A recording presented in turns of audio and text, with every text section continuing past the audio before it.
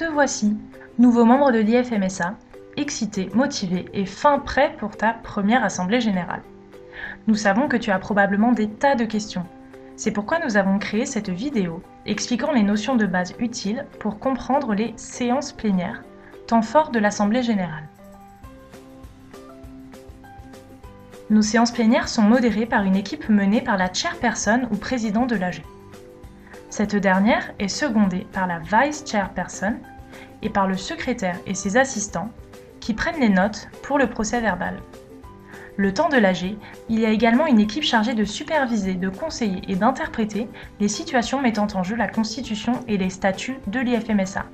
C'est le Constitution Credential Committee, ou CCC. Que dois-tu amener en séance plénière?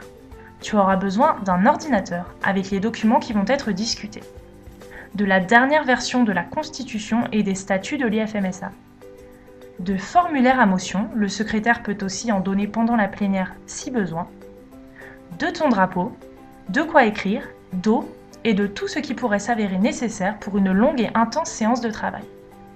L'appel des structures marque le début de chaque séance plénière. La chair appelle les NMO tour à tour pour constater leur présence et pouvoir ouvrir la séance. Chaque président présent reçoit alors sa pancarte qui reprend généralement les couleurs du drapeau de son pays. Une fois l'appel des structures terminé, la chair présente l'ordre du jour de la séance. N'oublie pas, il faut avoir déjà étudié chaque point et sujet de débat avant la plénière. Tous les documents sont normalement mis à disposition en ligne sur le drive du NMO Server les jours précédents. Maintenant que tu es en plénière, tu te demandes peut-être qui exactement a le droit de parole. Tout le monde, participants et observateurs, a le droit de prendre la parole en plénière, à condition de figurer sur le Credential Form qui doit être rendu par le président de NMO au CCC avant le début de séance. Et qui a le droit de proposer des motions? Ceci concerne tous les présidents de NMO, le comité de veille de l'IFMSA, le CCC, le comité financier et les représentants des groupes de travail.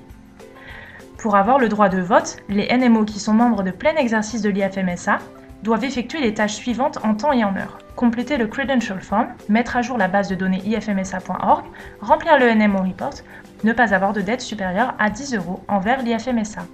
Pour en apprendre plus sur les séances plénières, les motions et les débats, nous vous invitons à regarder la prochaine vidéo.